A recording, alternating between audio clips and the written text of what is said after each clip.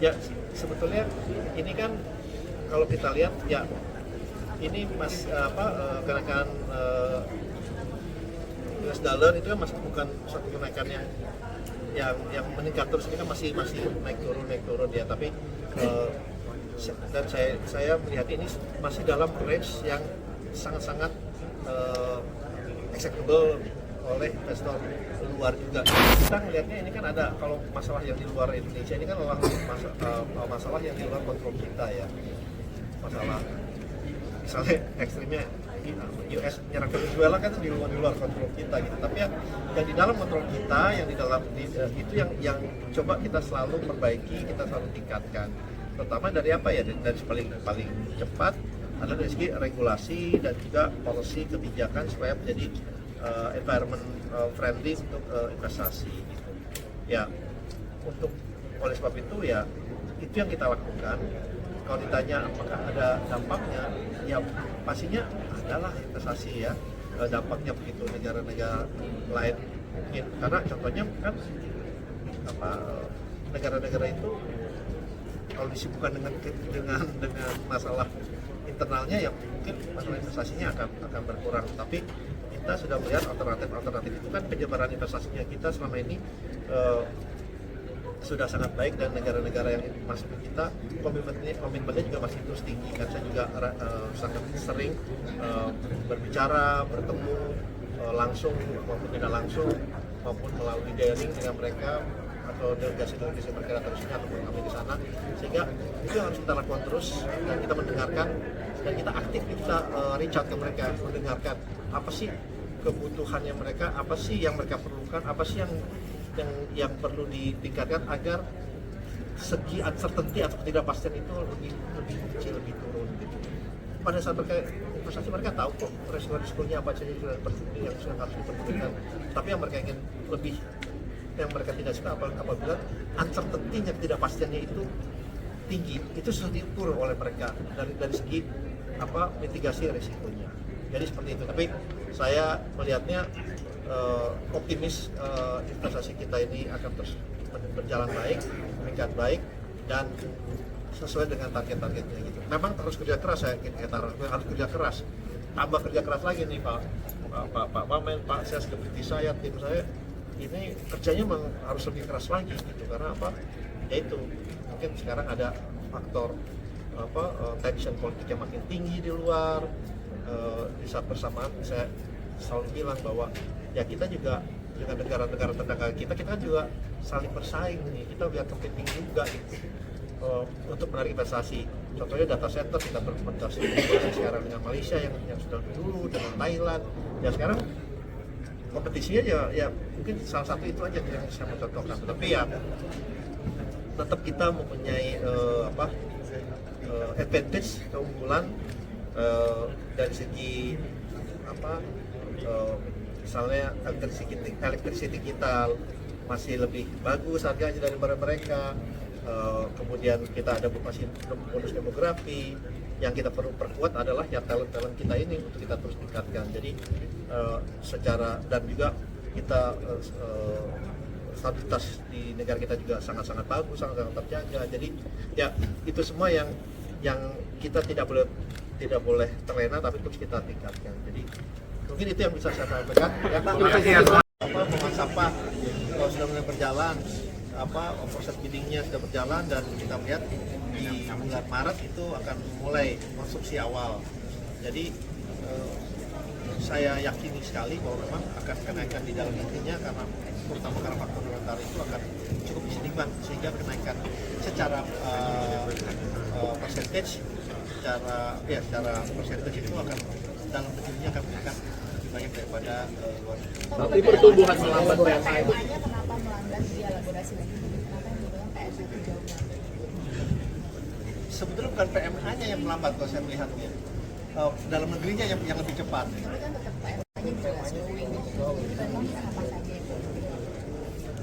Iya. Ya sebetulnya kalau kita lihat bersama kan memang faktor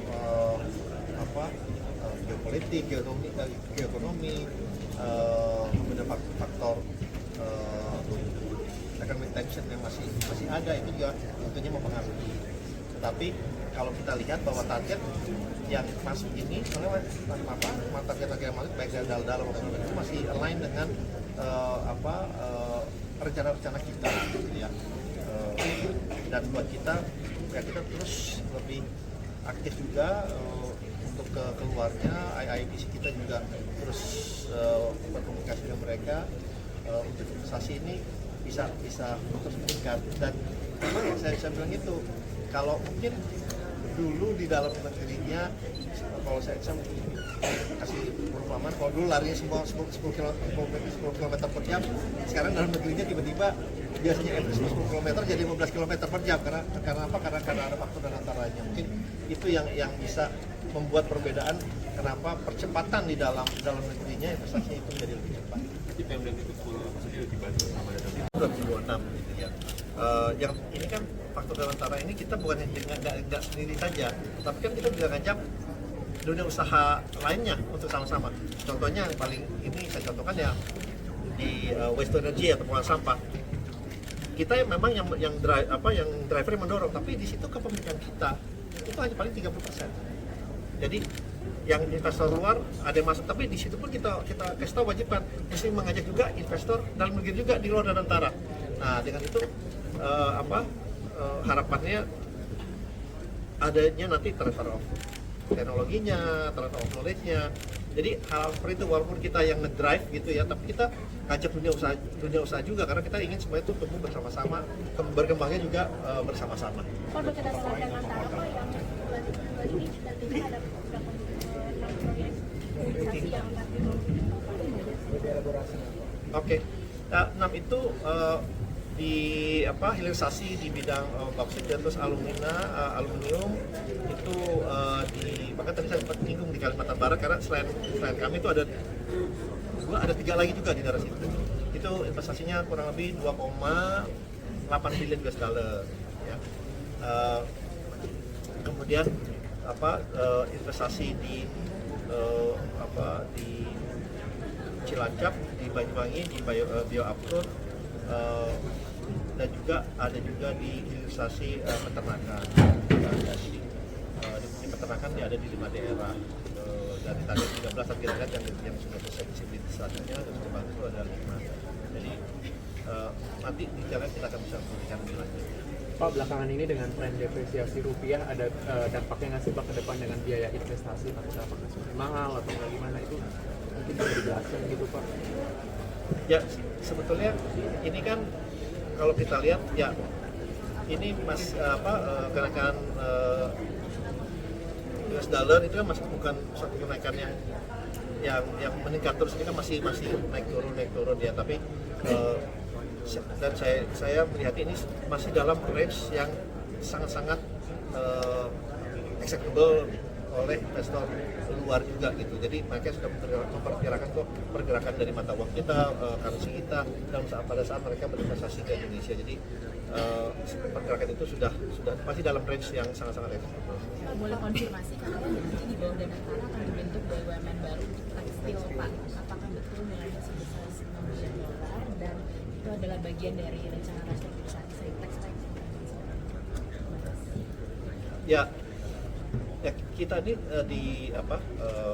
di Danantara semuanya tentunya kita melakukan investasi yang kita lakukan itu sudah dalam visibility study atau assessment yang penuh dari segala macam sektor ya tentunya juga dari kita kan ada kriteria atau parameter yang harus kita penuhi, termasuk juga parameter yang kita masuk itu adalah lapangan pekerjaan yang saya sampaikan.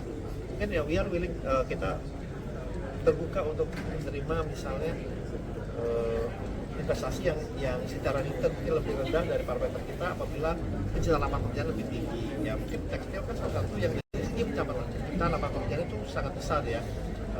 Jadi kita melihat potensi yang ada aja gitu ya.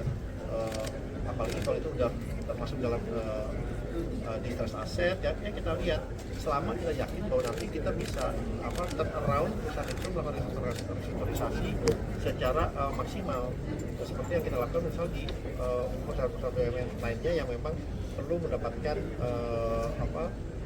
penyataan secara keseluruhan tidak hanya dari permodalan saja, tapi juga dari marketnya, dari off-takernya dan lain-lain. Jadi kita terbuka. Tapi bentuknya BUMN baru, badan usaha atau pendaftaran